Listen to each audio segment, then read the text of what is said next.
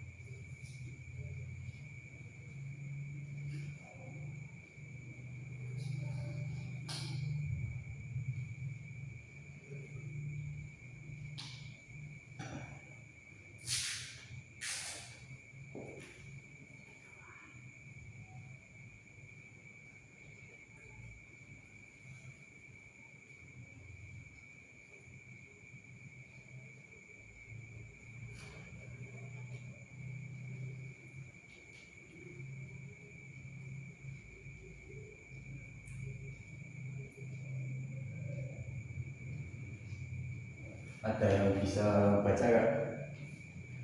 Siapa yang mau baca? Lihat, jalan. Niat sholat jamaah. Salli fardu dhuhri arba raka'atin majmu'an bil asri jam'a taqdimi lillahi ta'ala. Kalau niat ini termasuk jamaah takdim apa takhir?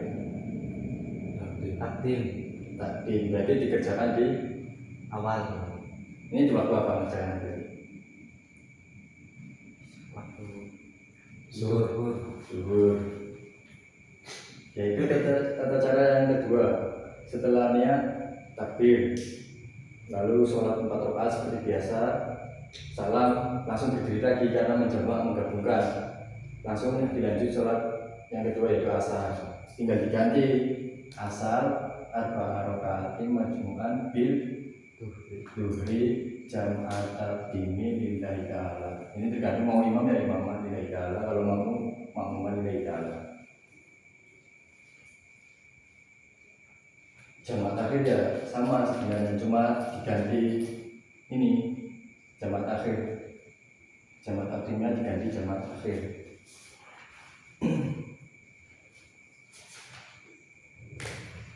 Yang kedua setelah jamaah itu qashar, sholat qashar ya. Ada yang tahu artinya qashar? Qashar meringkas. Qashar itu secara istilah berarti meringkas. Kalau secara bahasa itu meringkas, secara istilah jamaah qashar adalah meringkas sholat wajib 4 rakaat menjadi 2. Jadi misal zuhur 2 rakaat. Kalau misal jamaah qashar berarti zuhur 2 rakaat, asarnya 2 rakaat. Ini sangat mempermudah kita ya kalau sedang perjalanan. Dalilnya yaitu wa idza darabtum fil ardi falaisa 'alaikum junahun an taqsuru minas sholat.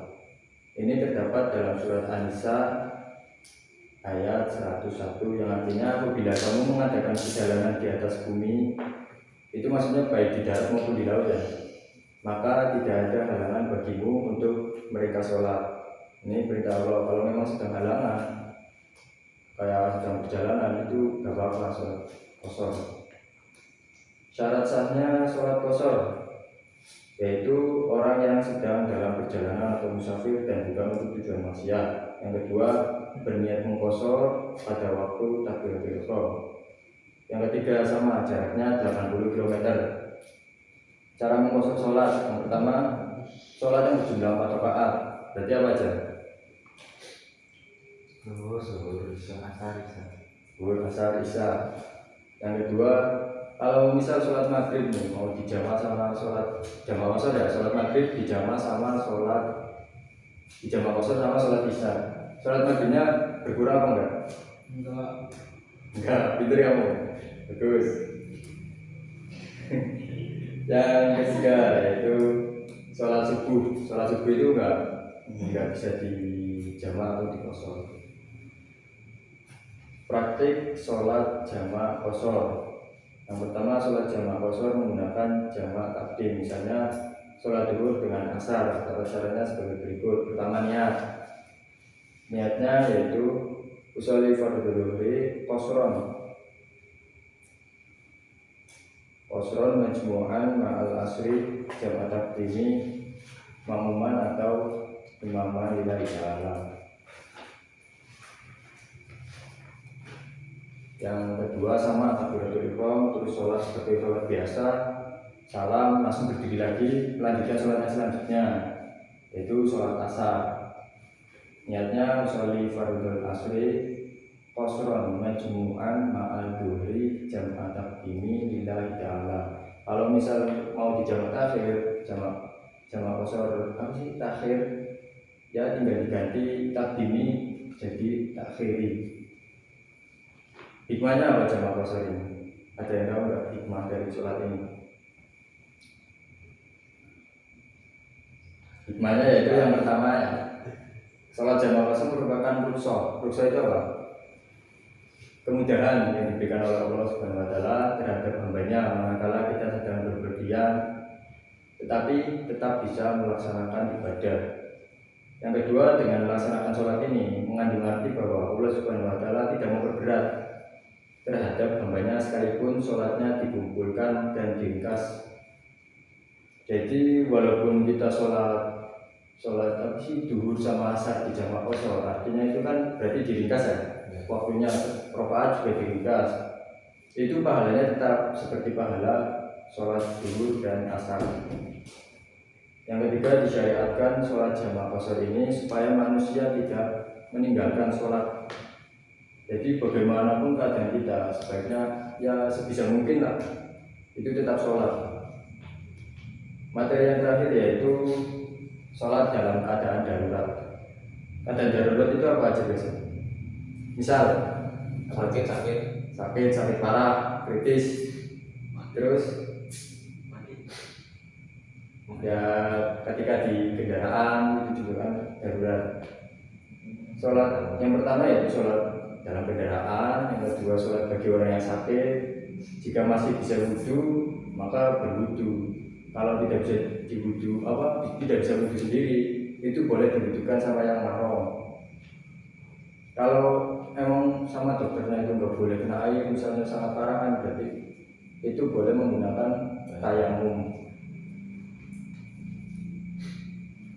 Yang selanjutnya yaitu cara sholat dengan duduk. Ini biasanya orang-orang yang sudah sakit, misalnya lumpuh, stroke, boleh sholat sambil duduk. Posisinya itu ya terserah, tapi sebaiknya itu seperti posisi tasyahud awal atau tahiyat awal, itu lebih baik. Yang kedua, ruku yaitu dengan, kalau sholat kita duduk, rukunya itu seperti ruku cuma setengah, paham ya? Kalau bisa sujud. Yang ketiga, cara sholat dengan tidur pada lambung, atau ini biasanya sholatnya orang-orang yang sudah nggak bisa duduk, sekarat, kritis, hendaknya berbaring dengan di atas lambung. Itu artinya berarti kita itu kepala posisinya di utara, lambung di bawah. Jadi telinga kanan itu tertindih, kita menghadap kiblat. Ruku dan sujudnya dengan anggukan kepala. Kalau memang sudah nggak bisa apa-apa ya, itu boleh disyariatkan dengan anggukan kepala. Jika tidak bisa, maka gunakan dalam hati selama kita masih sadar. Seperti itu ya kemurahan Gusti Allah ya. walaupun sedang dalam keadaan sakit seperti apapun, kita tetap bisa melakukan sholat. Walaupun dengan tidur terlentang itu masih bisa. Yang penting masih ada niatan untuk sholat. Yang keempat, tidur cara sholat dengan terlentang. Tidur terlentang, kalau tadi kan lambung ya miring. Kalau yang masih bisa miring diusahakan miring. Kalau yang memang sudah benar-benar nggak bisa, harus terlentang, itu ada caranya juga. Dengan cara tidur terlentang, kepala ditinggikan dengan bantal, muka diarahkan ke kiblat sebagaimana bisa mungkin ya. Sebisa mungkin muka harus tetap menghadap kiblat. Melakukan niat sesuai sholat yang akan dikerjakan. Selanjutnya, untuk melakukan ruku dan sujudnya cukup dengan kedipan mata. Kalau memang sudah nggak bisa gerak apa-apa, itu boleh pakai kedipan mata, isyarat ya. Jika tidak bisa menggunakan kedipan mata, ya menggunakan dalam hati itu tadi barusan. Selanjutnya, adapun baca-bacaannya adalah seperti sholat biasa. Yang kelima, cara sholat dengan isyarat mata. Ini biasanya orang-orang yang sudah kritis, sudah nggak bisa gerak, nggak bisa miring, nggak bisa apa ya, cuma tinggal mata kedip-kedip doang, itu masih bisa, masih boleh diberikan sholat. Yang pertama yaitu caranya saat kondisi kritis dan yang bisa digerakkan hanya mata, maka semua rukun sholat dikerjakan dengan isyarat mata. Jadi sujud yang menggunakan isyarat mata, takbir isyarat mata, terus ruku isyarat mata. Yang selanjutnya yaitu berbaring atau tidur dalam kondisi yang bisa dilakukan sebisa mungkin. Yang ketiga, berniat sholat sesuai dengan sholat yang mau dikerjakan. Dan yang keempat, ruku dan sujud cukup dengan kedipan mata, itu barusan ya. Terakhir, bacaannya sesuai dengan kemampuannya. Kalau ngomong kan biasanya orang-orang itu kan susah, mikir saja susah ya. Bacanya ya sebisanya aja. Demikian materi kita hari ini. Belum absen ya? Belum. Saya absen dulu. Oh ya, nanti ada PR. PR-nya yaitu membuat video, terus membuat video sholat jamaah dan qashar. Nanti kerjakan dikirim ke WA saya. Absen yang pertama Sudin, Heru, Asad, Rian. Alfred gimana Alfred? Sakit Pak. Sakit. Rudi Alfa. Yaudah, kita lanjut besok lagi ya. Untuk menutup acara pembelajaran hari ini, marilah kita berdoa agar mendapatkan ilmu yang manfaat, barokah, serta membawa derajat bagi kita semua. Amin. Al-Fatihah.